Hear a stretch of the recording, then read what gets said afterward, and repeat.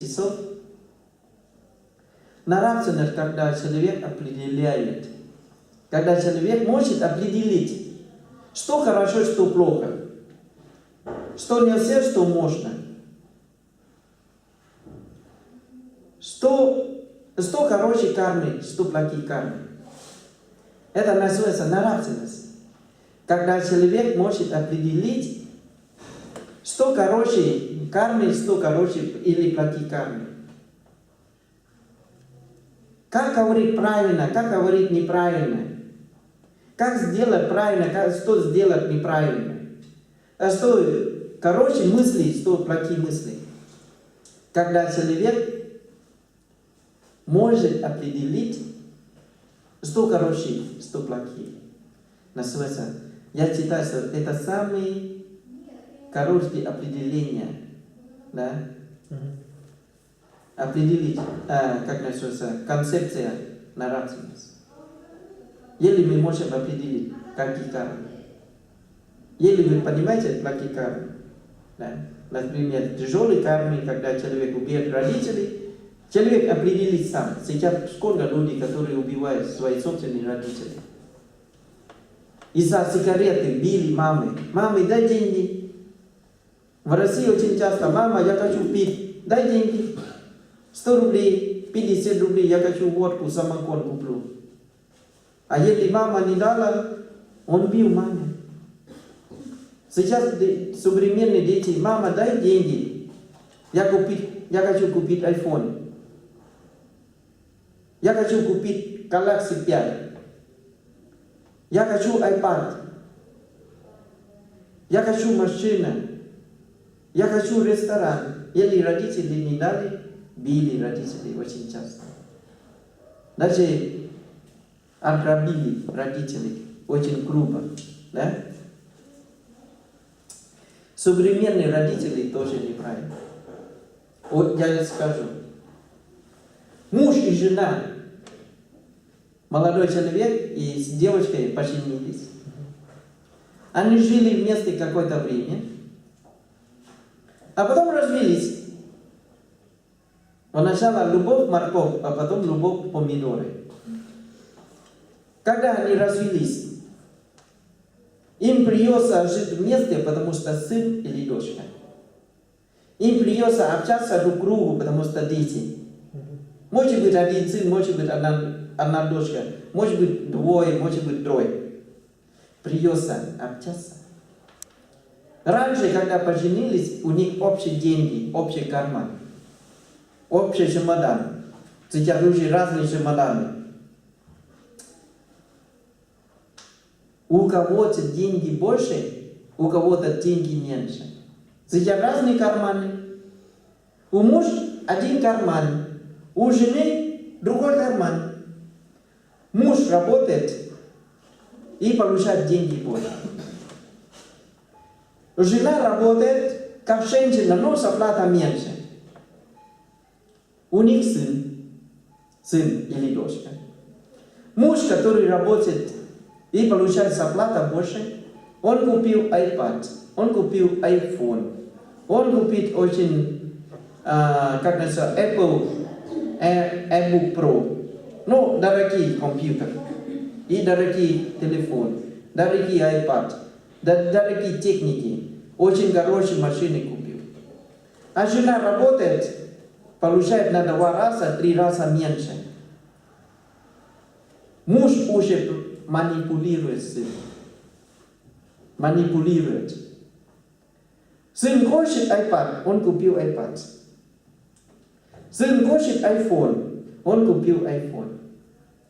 Сын хочет компьютер, он купил компьютер. Сын хочет какие-то еще, хочет гулять в субботу, воскресенье, шоппинг-центр, он довез до шоппинг-центра, купил как угодно. А мама, женщина, которая страдала 9 месяцев беременной, женщина, которая родила детей, родила сына, родила дочку, у нее нет денег. А сын не любит, потому что мама никогда не подарила дорогие подарки. Потому что мама, что купит iPad, 20 тысяч, она не может. Купить iPhone, который там 30-40 тысяч, она тоже не может. Сын хочет играть на ноутбук, который дорогой, 40-50 тысяч, она тоже не может. Дети маленькие, да, 5 лет, 6 лет, 7 лет, 8 лет, 10 лет, они маленькие. Они не могут определить, что искренняя любовь, что не искренняя любовь. Кто дает, кого он любит. Получается, он любит маму, которая сама, женщина, которая родила, меньше, чем папа, который купил ему iPhone.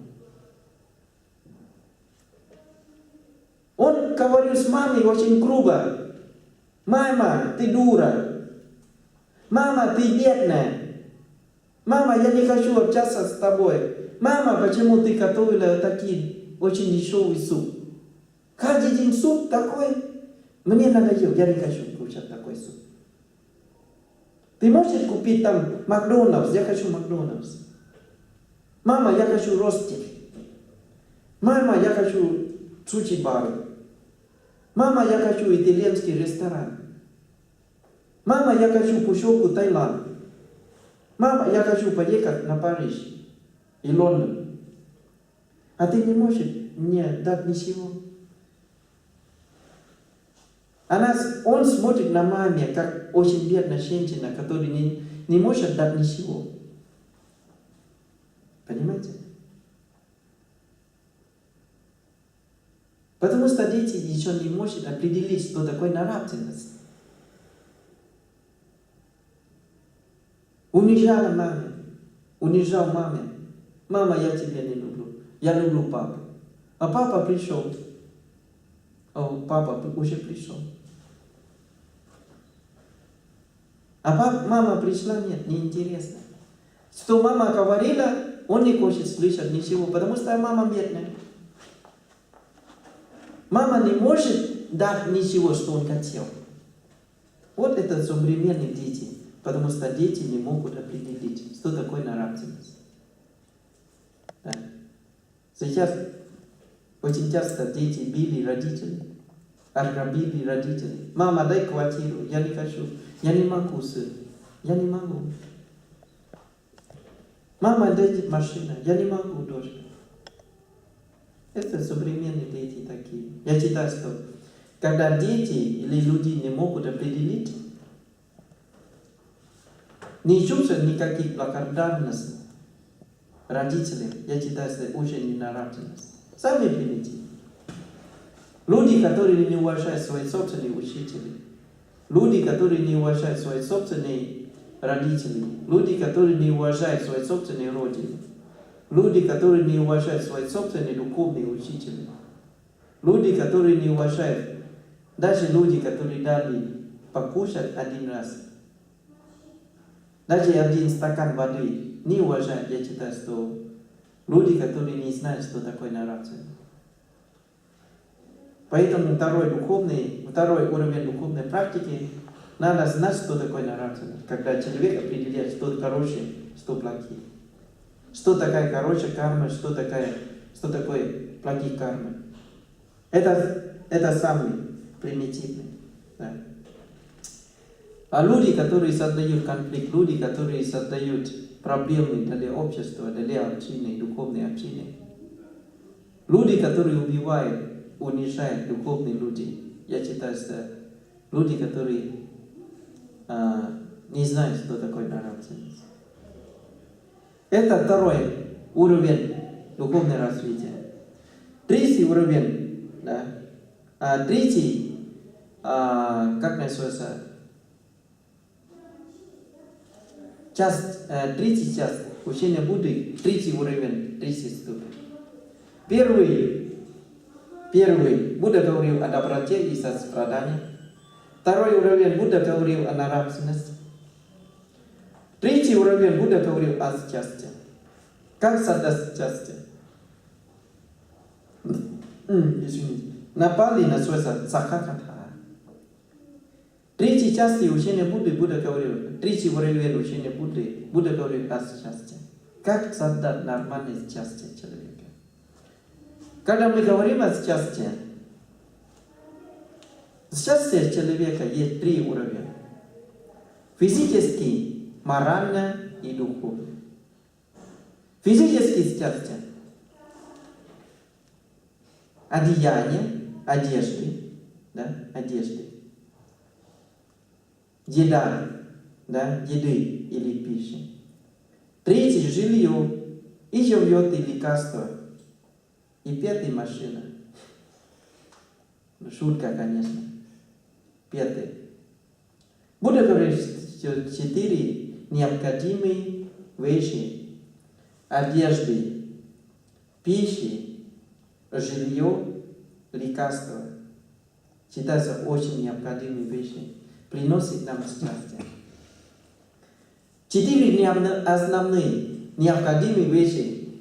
Сейчас у нас, если мы прочитаем, 4 основные необходимые вещи не хватает. 1, 2, 3, 4, 5, 6, 7, 8, 9, 10 и еще пальцы на ногах. Не хватает. 20 пальцев, даже ноги еще не хватает. Прочитал необходимые вещи. Одежды, еды, жилье, лекарства, машина, стиральная машина. А потом еще телефон. Телефон надо сразу 3 штуки. Или перепутал какой номер, какой телефон. Вы понимаете? Сим-карта 1 не хватает, надо 15. Даже люди перепутали или какие там телефонный оператор. У меня такой телефон, какой номер, вы можете определить? Сам перепутал. И ходил к девушку, определите, пожалуйста, у меня какой номер сейчас, какой оператор. Очень часто. Купил сим-карту 20 штук и не знаю, какой сим-карта работает и не работает. Люди современные. Так, необходимые вещи может быть 30, 40, 50. Машина тоже необходимый. Стиральная машина тоже необходимый. Телефон тоже необходимый. iPad тоже необходимый. Да, фотоаппарат необходимый. Что еще? Компьютер. Да, ювелиры тоже необходимы. Еще много. В конце концов, все мусоры находятся в доме. Необходимых вещей слишком много. Вот. Будда говорит, что если мы хотим заполнить желание человека, даже горы не хватает. Золотые горы не хватает. Даже когда дожди, алмазные дожди не может заполнить желание человека. Понимаете? Даже если дожди алмазные, не капли воды, а алмазы, да падают, не хватает. Не может заполнить желание человека. Поэтому необходимые вещи, Будда говорит, что счастье человека, первый физический, второй ментально. Особенно женщине надо внимание, да, любовь. Да. Муж не подарил. Муж много работал,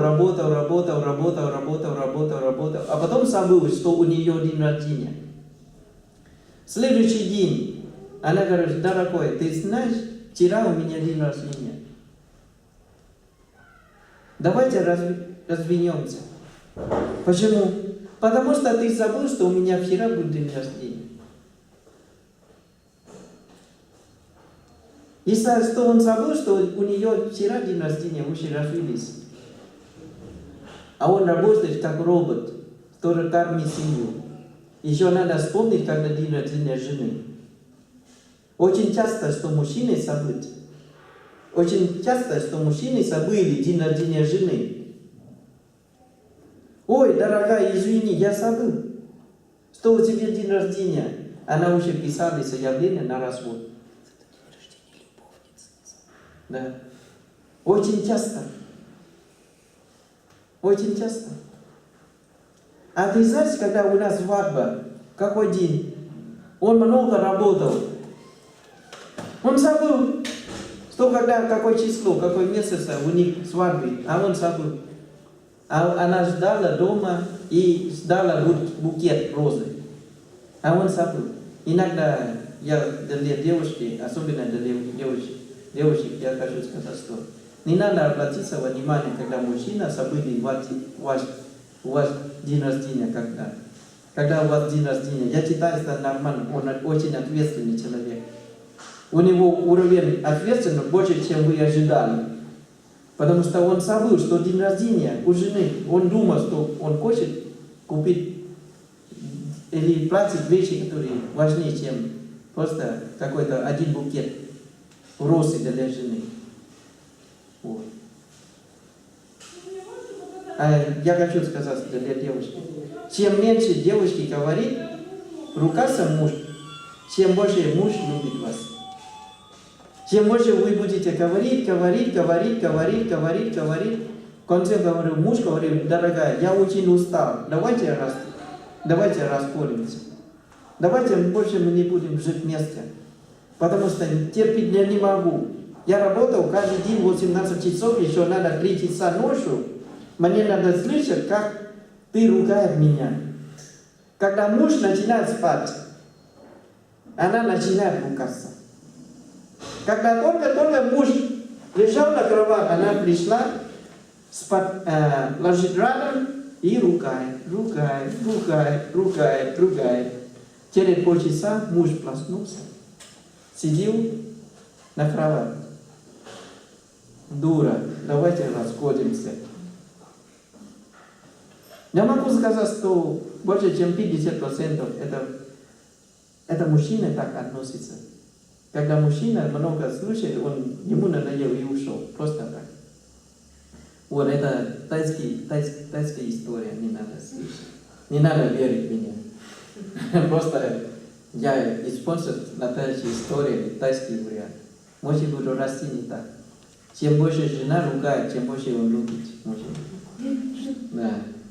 И второй уровень счастья – это ментальный или психологический, как счастье. Понимание, любовь, очень приятных слов. Да? Надо говорить очень приятные, лаской. Да? Надо подарить цветы, надо подарить что-нибудь, женщина чувствует лучше. Да? Вот. Называется ментальное счастье. Или счастье на уровне психологии. Да. Психологическое называется счастье. На уровне ментального. А третий, счастье на уровне, как называется, духовности. Это уже когда вы достигли нирваны, вы достигли абсолютного спокойствия. Это считается самое лучшее счастье. А сейчас люди требуют сейчас в основном физическое счастье. Физическое счастье и ментальное счастье. Люди очень мало думают о спокойствии внутри. Она ругает, а муж медитирует. Муж в состоянии медитации. Она ругает. Он спит и медитирует.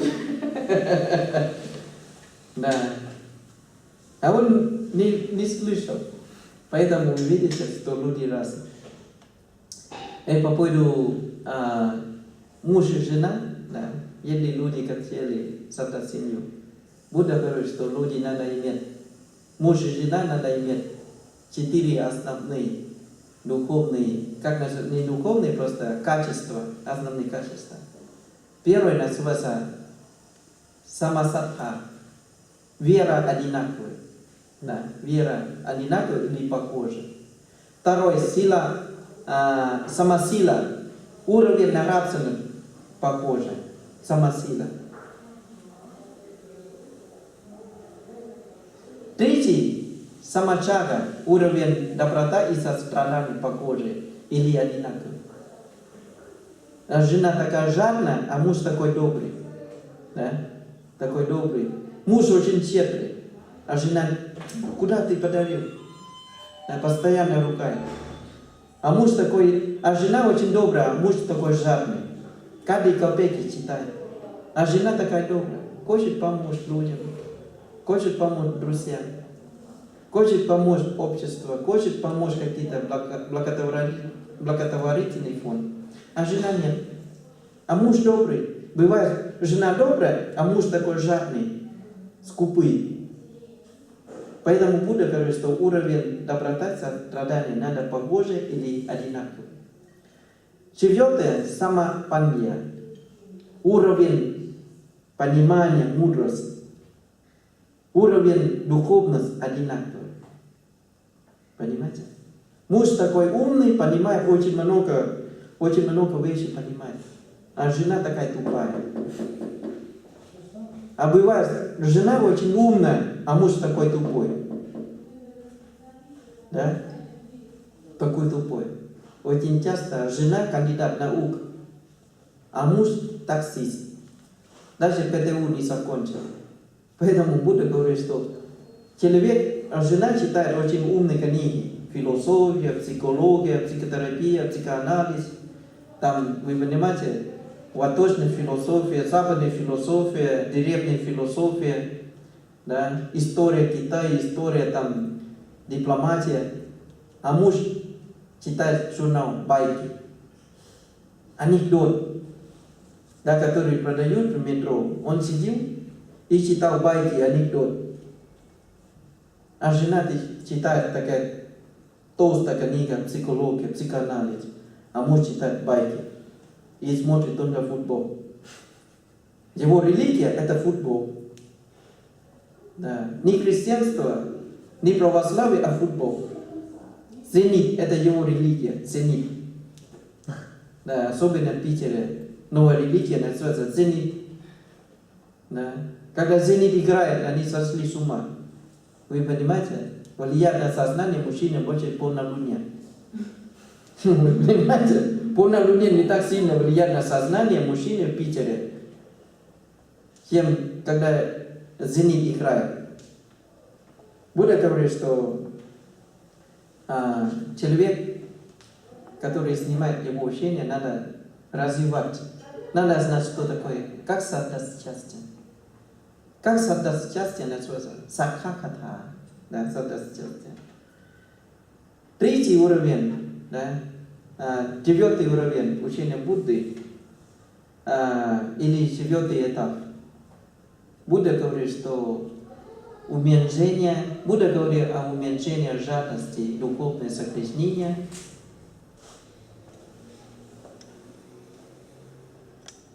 Духовное согрешение. Как уменьшить духовное согрешение? Духовное, как ощущает наше сознание по-другому. Понимаете, да? Как ощущает наше духовное согрешение? Как ощущает наше сознание и мысли?